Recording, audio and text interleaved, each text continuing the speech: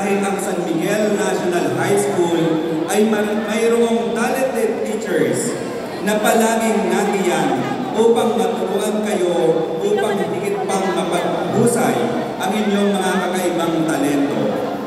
Palagi ninyo silang igagalang at susundin dahil sila ay instrumento ng Diyos upang kayo ay matulungang umunlad sa larangang inyong pinasok. Kaugnay nito, amin pong buong pusong pinasasalamatan ang lahat ng naging bahagi ng maganda at matagumpay na programang ito. Ang MAPE Department na pinamumunuan ni Ma'am S.P. Gonzales, palakpakan naman po natin sila.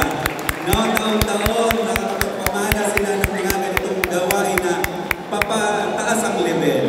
Okay, partikular na po doon sa mga tagapagsanay ng mga mahuhusay na mag-aaral na nagsipagtanghal ngayong araw na ito.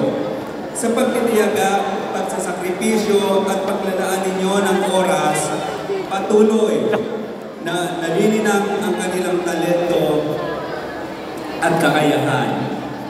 Sa minamahal naming mga magulang na talaga namang napaka-supportive sa kanilang mga anak, kahit na magkagasta, maabala sa trabaho ay ayos lang. Palakpakan naman po natin sila.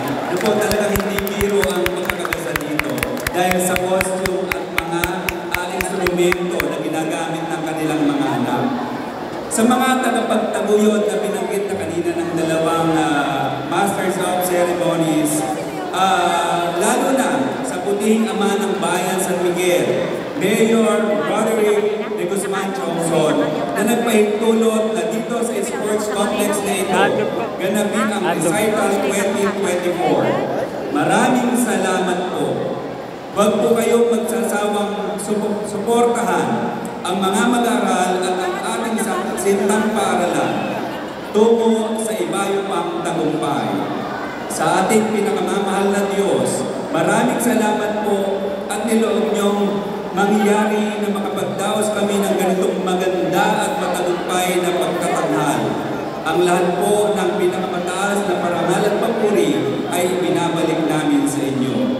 Sa lahat, sa mga mag-aaral, sa mga guro, sa mga magulang, congratulations po. Palakpakan po natin ang bawat isa.